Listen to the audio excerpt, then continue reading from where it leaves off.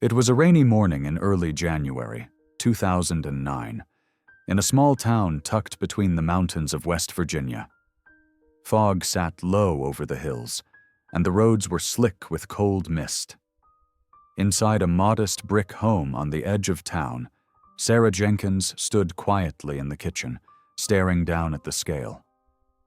The numbers blinked back at her. 312 pounds. She closed her eyes. The scent of bacon filled the room. Not that she had eaten any. Her mother-in-law, Martha, had made sure of that. "Sarah," Martha's sharp voice cut through the hallway, "don't forget to pick up my dry cleaning after you mop the bank lobby.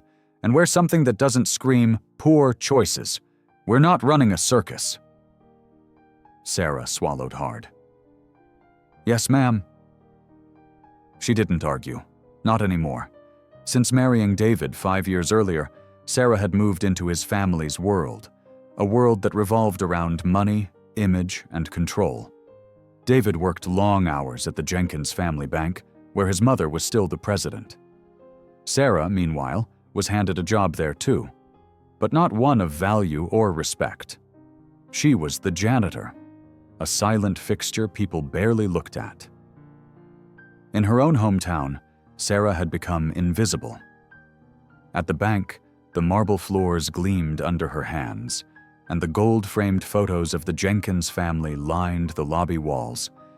None of them included her. Every day, she watched clients come in dressed in tailored coats, discussing investments and property. Prosperity filled the air, but not for her. She was the woman people whispered about, the one in oversized clothes, wiping fingerprints off glass doors. But it wasn't just strangers who looked through her. Martha made sure Sarah felt every ounce of shame she could carry. She criticized her meals, her weight, her clothes. At dinner, Martha would smile sweetly in front of David and say things like, "Don't you think she's had enough?" Then she'd laugh. David never said much. He loved Sarah, but he was a man raised to obey his mother. That made him quiet when Sarah needed him loud. One day, near the end of February, Sarah came into the bank early. She liked being there before anyone else. The silence was peaceful. She had just finished wiping down the conference room when she heard voices in the hallway. "She's holding David back," Martha said. "How can he lead this bank with her at his side? She's a liability, her weight, her presence, all of it. She doesn't reflect the values we built this family legacy on." Sarah froze. The words sliced deeper than any insult ever had. She hadn't meant to overhear, but now that she had, she couldn't unhear it. A liability. She walked out of the bank without a word. Rain drizzled over her as she sat in her car. For the first time in years, she didn't cry. She stared at the steering wheel, hands trembling, heart pounding. That night, she stood in front of the mirror, alone in the dark bathroom. Her reflection showed a woman forgotten by the world, and by herself. She wasn't just carrying pounds, she was carrying pain, and it was suffocating her. Something had to change. Not for Martha, not even for David. For her. The next morning, Sarah rose at 5 o'clock. She laced up old sneakers and stepped into the wet morning air. The first walk was slow. Her lungs burned, her legs ached, but she kept going. Because for the first time, she wasn't trying to fit in. She was trying to find herself. And West Virginia would never forget what she was about to become. The rain didn't stop for days. It was like the whole town of West Virginia had settled into a long, gray mood, cold and damp. But Sarah Jenkins didn't let it stop her. Every morning at 5 o'clock, like clockwork, she laced up those old sneakers, wrapped herself in a too-tight hoodie, and stepped out onto the wet pavement. The first week, her legs felt like bricks. Her lower back ached. Drivers stared. Some even laughed. But she kept walking. "Morning, Sarah," old Mr. Dunlap from the corner gas station would call out as she passed, his breath fogging up the glass. He was one of the few who looked her in the eyes. "Mornin'," she'd say back, even when it hurt. Back at home, Martha noticed. "Trying to walk off 300 pounds with a 10-minute stroll?" she scoffed over breakfast one day. "Bless your heart." Sarah didn't respond, not with words, just silence. And another walk. By March, she had lost 10 pounds. It wasn't much, but it was something. For the first time in years, the number was going down, not up. And it wasn't just the weight. Her thoughts were starting to shift, too. For the first time, she was thinking about her future. Not just being someone's wife, not just someone's disappointment. She found an old blender in the back of the kitchen cabinet and started making smoothies. Strawberries, oats, spinach, protein powder she bought from a discount rack at the pharmacy. It tasted like hope.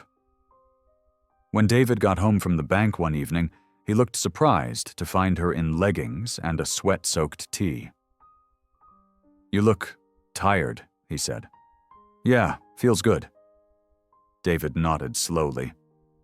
"Well, just don't overdo it, all right?" He didn't get it.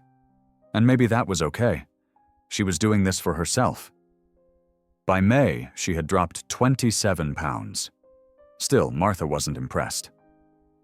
"You know, Sarah," she said one Sunday at lunch, "you can lose weight, sure, but class? That doesn't come in pounds. Some of us were born with values. Others just marry into it." Sarah's fork froze halfway to her mouth. She looked up, her eyes calm, her voice steady. "I'm not trying to be you, Martha. I'm just trying to be healthy." Martha smiled, sharp as glass. "Well, good luck with that." Sarah started keeping a notebook. Nothing fancy, just a dollar store journal she filled with scribbled goals and food logs. Each page was a declaration. "I'm not giving up. I'm not staying invisible."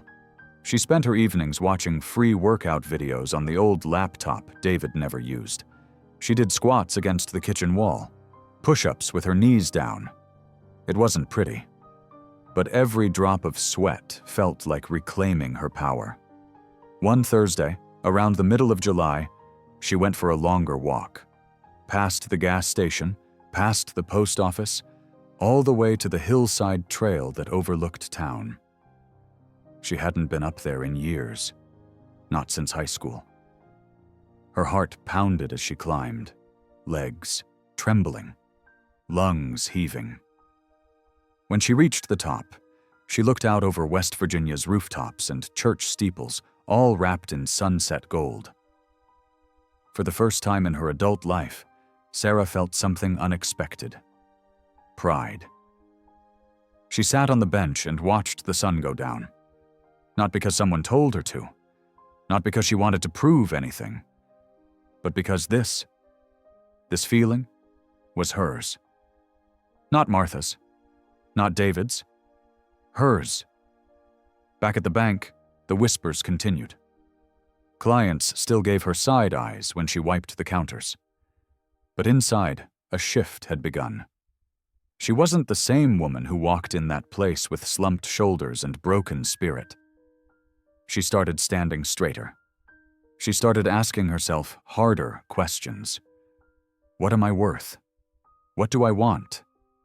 What does prosperity mean when you've never had control over your own life? By August, Sarah had lost over 40 pounds. Her skin glowed.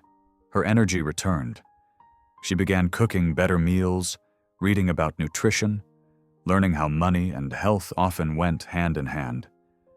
She started wondering about the family bank, not just mopping its floors, but how it worked, how wealth moved, how values were built.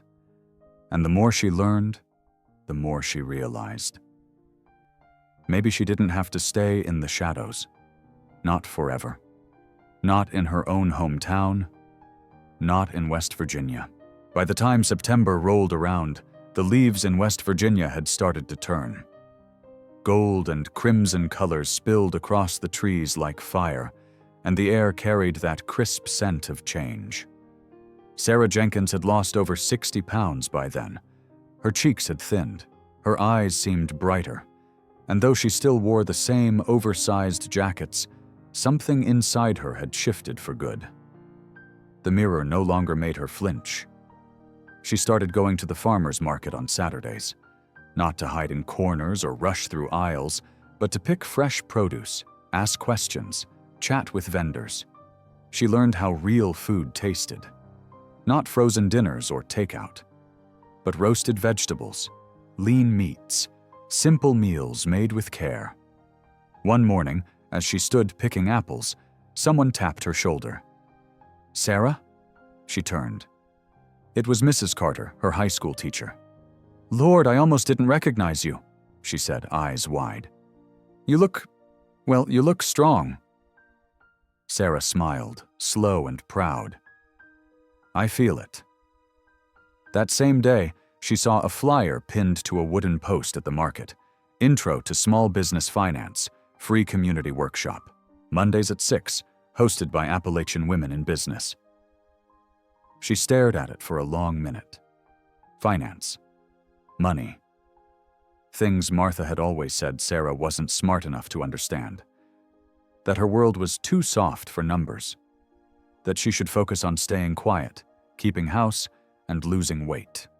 Not chasing dreams. But Sarah wasn't chasing dreams anymore. She was building them. That Monday evening, she showed up to the workshop in clean jeans and a navy blue sweater. Her palms were sweating. Her heart raced. But she sat down, notebook in hand, and listened. That night she learned about interest rates, about building credit, about how wealth didn't just come from inheritance, it came from information, from values, from persistence. She went back the next week, and the next, and every time she felt the mask Martha had put on her start to crack and fall away. At home, David still seemed distant, supportive but absent. He came home later, talked less. When he did speak, it was always about the bank's problems, how the numbers weren't adding up, how younger clients didn't trust their outdated methods. "Martha refuses to change anything," he said one night, pouring himself a whiskey. "Says her father built this bank on tradition and she's not about to modernize it just to chase shiny pennies." Sarah said nothing, but inside, something clicked. Tradition wasn't the problem. Stagnation was. She remembered what the instructor at the workshop had said just last week. If your values don't evolve, neither will your prosperity. That stuck with her. By the end of October, Sarah had lost 89 pounds. The change wasn't just physical anymore. Her posture was different. Her voice didn't waver. And when Martha made her usual comments, "Oh, still on. Your little health kick?" Sarah didn't shrink. "I'm not on a kick," she said calmly. "I'm creating a life I want to live." One morning in early November, Sarah got to the bank before sunrise. She wanted to finish mopping before the building opened. As she scrubbed the tiled floor in the hallway leading to Martha's office, she heard voices again. "I'm telling you, if we don't get new leadership in here soon, we'll drown," said one of the board members. "She won't step down," another replied. "But we need someone with a fresh mind, someone who understands younger clients, digital banking, long-term growth." She doesn't listen. And David? He's not ready. Then one sentence that stopped Sarah cold. "Maybe it's time we consider someone from the outside." Sarah's heart thudded in her chest. She wasn't from the outside. She was from West Virginia. She was from that very town. She knew those people, those streets, their struggles, their values. She wasn't some stranger. She was one of them. She finished her shift, but her mind spun for hours. That evening she pulled out her notebook and wrote 2 words at the top of the page in bold ink. "Be ready." She didn't know when the moment would come, but she knew it was coming. And when it did, she would not walk into that boardroom as the girl they once pitied. She would walk in as a woman of strength, knowledge, and power. Built from sweat, pain, resilience, and purpose, her days of silence were numbered. By the first week of December, snow had begun to fall across West Virginia. It clung to rooftops and drifted lazily onto the streets of town like powdered sugar on old brick sidewalks. Sarah Jenkins walked through it each morning, breath fogging the air, earbuds in, focus sharp. She had lost 104 pounds. Neighbors began to wave more often. Some stopped to ask what she'd been doing. "You look incredible, Sarah," they'd say. "You must feel like a whole new person." But she didn't feel like someone new. She felt like someone finally becoming herself. At the bank, the tension had grown thicker. The numbers weren't good. A few longtime clients had left for bigger banks with mobile apps and better rates. Martha blamed the economy, blamed lazy millennials, blamed everyone but herself. One Friday, just before closing, Sarah overheard another boardroom conversation. "We need someone who understands digital finance," one man said. "We're bleeding money." "We need leadership that reflects our future," someone else added. Martha's voice snapped back, firm. "This bank was built on tradition and strong family values. My father's name is on the cornerstone. We're not handing it over to some outsider with big ideas and no roots." Sarah leaned against the wall, silent. Her heart beat fast. She wasn't sure what shocked her more, that they were losing control of the bank, or that they didn't see her as someone who belonged, even though she was born and raised in that very town. That night, back at home, David sat at the kitchen table, shoulders hunched, bills spread out in front of him. "We're in trouble," he said quietly. "Mom's too proud to ask for help. She won't listen to the board. If things don't change soon..." He didn't finish the sentence. Sarah looked at the bills, then at her husband. "David, if I took some courses, some real ones, not just free workshops, would you support that?" He blinked. "Like what kind of courses?" "Business, finance, management. I want to understand how it all works. I want to learn how money moves. Money, real prosperity." He gave a weak chuckle. "You already manage this house better than the bank's being managed." "I'm serious." "I know," he said. "That's why I'm scared." Later that week, Sarah applied to a certificate program at the community college. Online classes, nights and weekends.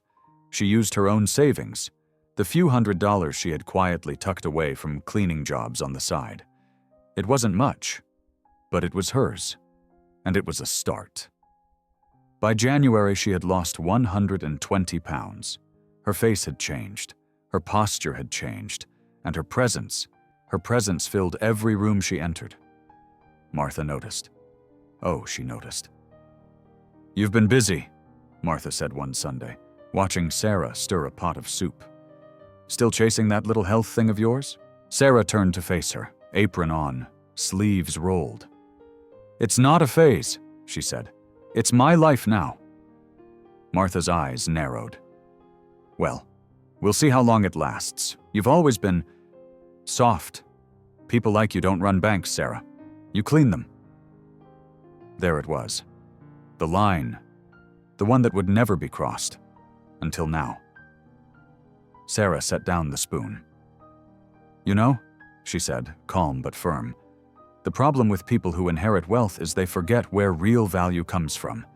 You didn't build this place with your hands. Your father did. And now you're risking it. Out of pride." Martha stared at her. Sarah didn't flinch. "I'm not going to let this family fall apart," she added, "even if it means stepping into a room I was never invited into."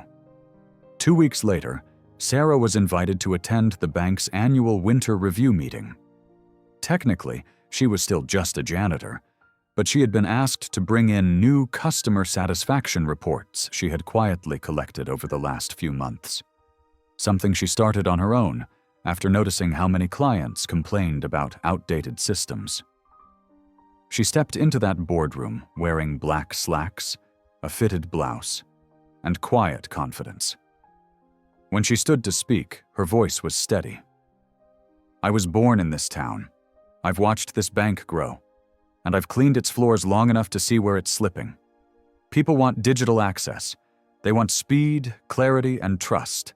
Not just wealth, but values. They want to feel like their money matters, that their future is safe here." The room was silent. Martha scoffed. "Thank you for your input." But not everyone laughed. In fact, some of the board members leaned forward. They had seen the changes too, and the woman standing in front of them wasn't invisible anymore. She was becoming undeniable. February rolled in heavy and cold. The streets of their small West Virginia town were glazed with ice, and the air stung like regret. But Sarah Jenkins moved through the chill with purpose. With 129 pounds gone, her body had changed. But more than that, so had her spirit. She was no longer walking to escape. She was walking toward something. Every evening, after the sun dipped behind the hills, she lit a small lamp in the corner of the living room, opened her laptop, and studied. Business ethics, strategic planning, asset management. The language was dense, but she learned fast. She had spent years cleaning that bank, listening to meetings, absorbing conversations. Her brain was sharp. It had just been buried under weight that wasn't hers to carry. By mid-February, she had completed her business certificate. She placed the printed document in a simple black frame and hung it on the wall, right above the kitchen table. It wasn't flashy, but to her, it was a symbol of transformation. That weekend, David came home late from another strained board meeting. "We're losing more accounts," he said, rubbing his forehead. "They say we're not moving fast enough. No mobile banking, no online tools. It's like watching the place bleed out." Sarah looked at him, calm and sure. "Let me help." He hesitated. "Mom would never allow it. I'm not asking your mother." He looked at her for a long moment, then nodded. The following Monday, Sarah showed up to the bank, not in her janitor's uniform, but in a navy blazer and tailored slacks. The staff looked up, startled. She walked straight past them and into the conference room. No mop, no bucket, just a folder under her arm. Inside, the board members were gathered again. Tension thick. Martha sat at the head of the table, her lips pursed tight. "I wasn't aware we had guests," she said, her voice clipped. "I'm not a guest," Sarah replied. "I'm family, and I'm a woman with a plan to keep this bank alive." A few board members exchanged looks. "Sit down," one of them said. "Let's hear it." Sarah opened the folder and pulled out printed slides. Mobile banking in 3 months, online loan applications, digital savings plans. We'll create a separate brand identity for the younger clients. Fresh design, faster systems, real-time support. And we keep the core of what this bank stands for: family, trust, community values. She paused. "But if we don't adapt, we will lose everything your father built. The world is changing. We have to change with it. Prosperity isn't about nostalgia. It's about knowing what your clients need today." Silence. Then a slow nod from one of the senior members. "She's right," another chimed in. "We've needed this voice in the room for a long time." Martha's eyes burned. "You think you can run a bank because you took some online classes and lost a few pounds?" Sarah looked straight at her. "No. I think I can run this bank because I've worked harder than anyone here. I've studied, I've suffered, I've transformed. And most of all, I care. Not just about the money, but about the people it belongs to. About the values this place was supposed to stand for." David stepped into the room, standing behind her. "She's earned her seat," he said, "and I believe in her." The vote didn't happen that day, but something bigger did.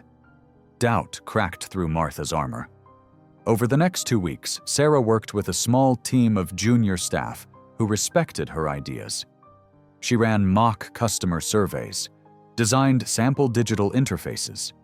She even helped train tellers on how to talk to younger clients about saving, investing, and building long-term wealth.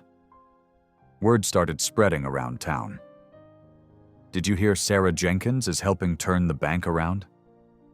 She's lost almost 140 pounds.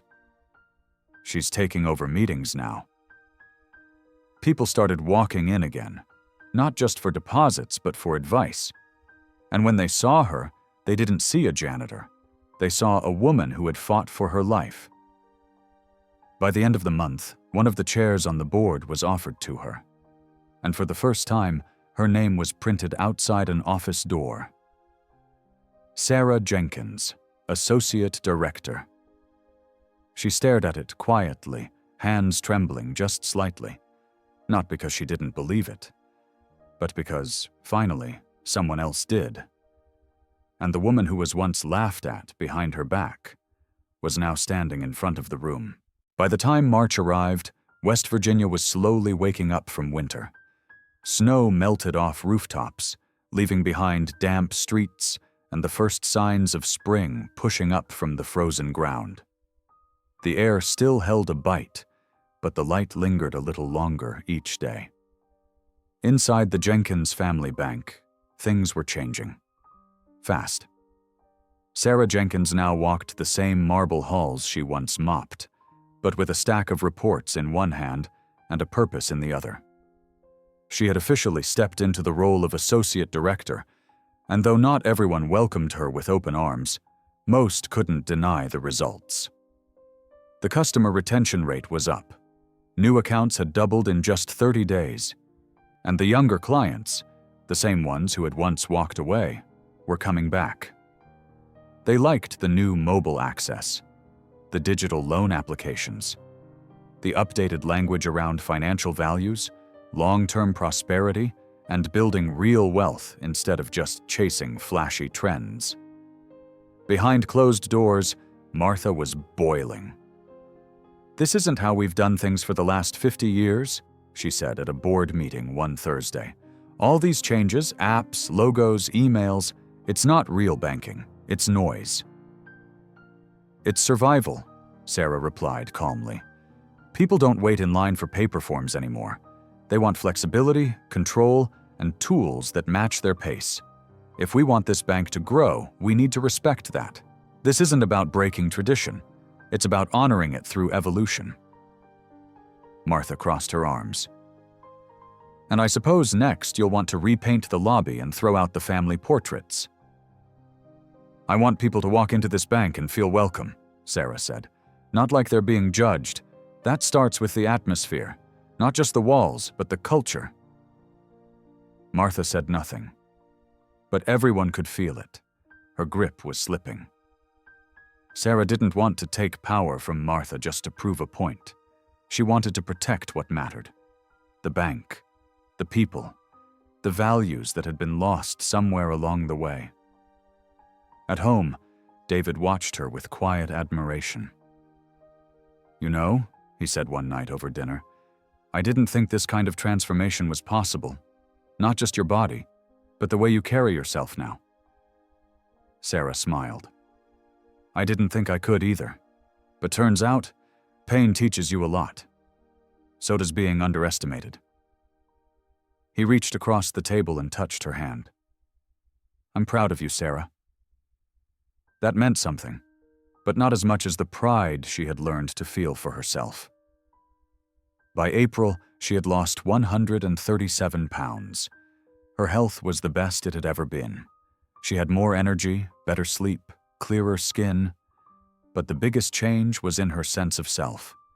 She no longer shrank in rooms. She filled them. And not with noise, but with presence. She got calls from other small banks in nearby counties, asking if she'd be willing to consult. She declined. For now. Her heart was still in West Virginia, where it all began. She wasn't chasing money for the sake of it. She was rebuilding the roots of something deeper. prosperity with purpose. One Tuesday, a longtime client named Mr. Everett came in. He was in his 70s, always wore a hat, and had been banking there since before Sarah was born. "Well, I'll be," he said, squinting at her. "Sarah Jenkins? You look like $1,000,000. Got more confidence than this whole building." She laughed. "Thank you, Mr. Everett. You know, your mother-in-law never gave me that kind of advice you gave my granddaughter last week. Helped her start a savings account for college. That girl's finally excited about money. Said you made her feel smart, not small." Sarah nodded. "That's the goal. Teach people how to handle wealth, not fear it." When he left, she stood in the quiet of the lobby for a long moment. That was what real impact looked like. Not just fixing numbers, but changing lives. Later that month, at a quarterly board meeting, the vote happened. Unanimous? The board elected Sarah Jenkins as the new managing director of the Jenkins Family Bank. David clapped. The younger staff celebrated.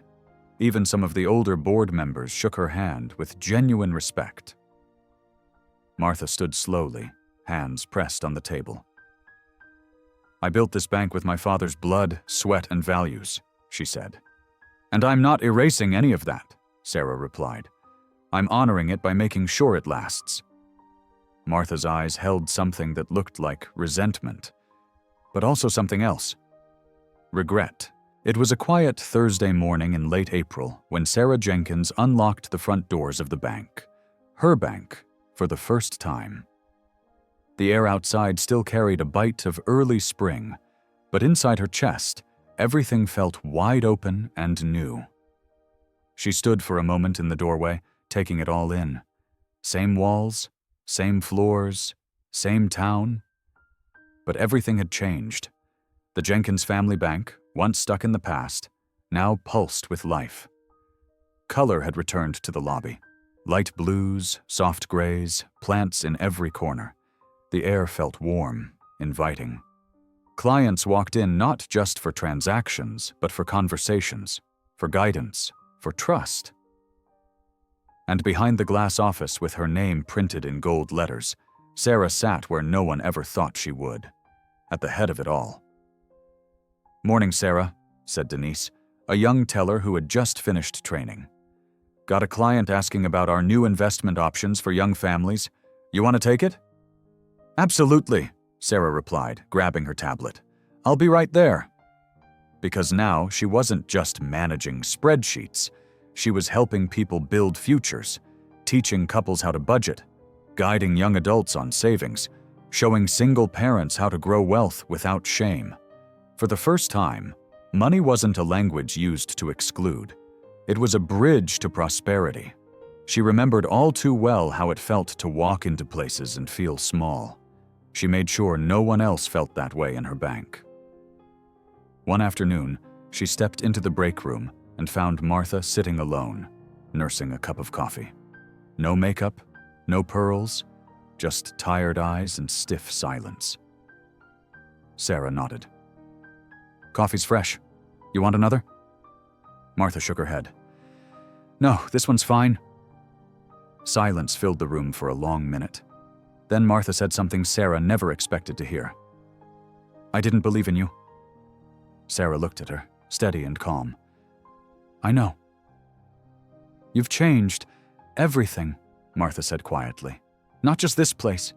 You." Sarah sat down across from her. "I didn't do it to prove you wrong." "I know that now," Martha whispered. "But I was wrong. About you. About what strength looks like." The words didn't heal everything, but they were a start. Later that week, the bank hosted its first ever Community Wealth Day. Free classes on personal finance, credit building, small business tips, and even basic investing. The line was out the door. Sarah stood at the podium, microphone in hand, looking out at the faces of her hometown. People who once whispered behind her back now leaned in to hear her speak. "I used to clean these floors," she began, "and for a long time, I thought that meant I didn't belong in rooms like this. But value doesn't come from where you start. It comes from what you build. And I built this, not just with books or numbers, but with resilience, with a belief that everyone, no matter where they've been, deserves a shot at prosperity. Applause filled the lobby. That night, back home, Sarah pulled out her old notebook, the one with smudged pages and tear stains and scribbled dreams. She flipped to the very first page. "I'm not giving up," she had written, and she hadn't. She had lost 140 pounds. But more importantly, she had gained something far greater, a voice, a purpose, and a legacy of her own. From the woman who used to hide in the shadows, to the leader people turned to for answers, for hope, for guidance. She was no longer underestimated. She was respected. And the woman who once cried behind closed doors now closed million-dollar deals with steady hands. The sun rose early on a quiet Saturday in May.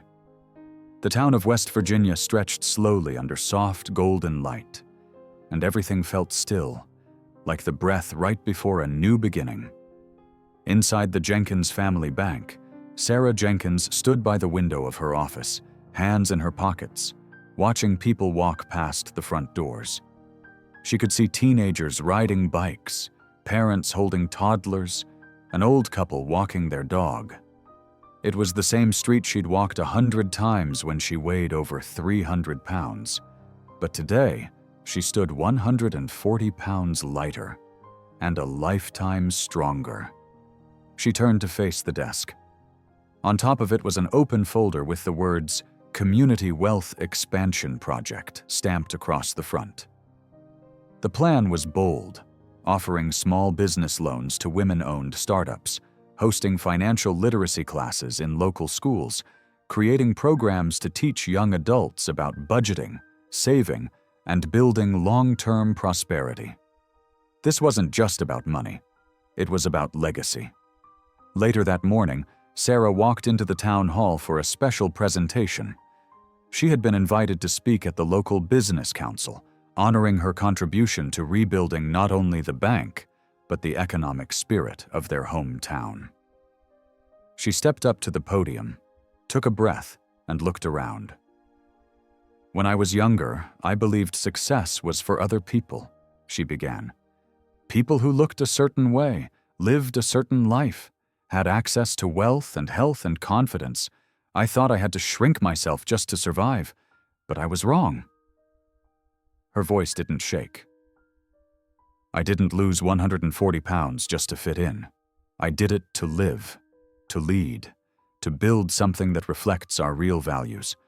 Because the truth is, no matter where you start, your life, your body, your bank account, you are not less worthy. You are not less smart. You are not less powerful." The room went silent. Then applause, not polite applause, but loud, real, respectful. Back at the bank that afternoon, Martha showed up unannounced. She walked in slowly, holding a brown paper bag from the diner down the street. "I brought lunch," she said, awkward but sincere. Sarah raised an eyebrow. "For me?" "For us." They sat in the break room, just like they had nearly a year earlier. Only this time, it wasn't cold. "I've been thinking," Martha said, opening her container, "about the early days, how I treated you, how I judged you, and I guess I'm sorry." Sarah didn't jump to forgive. She let the silence sit between them. "That meant something to me," she said eventually. "But change isn't words. It's what comes next." Martha nodded. "I know." And that was enough. For now. The weeks passed, and the bank continued to grow. Clients from across the county came in asking for Sarah by name. Local press did a story on her transformation, physical and professional. They called it the Jenkins Bank Comeback. And in that article, Sarah was quoted saying, "Real wealth starts inside. It starts with healing, with believing that you're worth investing in." One warm Sunday evening, Sarah and David sat on the front porch, watching the sky turn orange. "You really did it," he said, handing her a glass of iced tea. "No," she answered, smiling. "We did it." She leaned back in the chair, her heart full. She had been mocked. She had been ignored. She had been humiliated. But now she was respected. She had turned pain into power, insecurity into influence, weight into wisdom. And for the first time in her life, Sarah Jenkins didn't feel like she had to prove anything to anyone. She was enough. More than enough. She was the woman who rose when no one thought she could. The woman who now ran the very place where she was once told to stay silent. And in that silence, she found her strength. And you? Have you ever felt overlooked, judged, pushed to the side? Tell me your story in the comments. I want to hear it.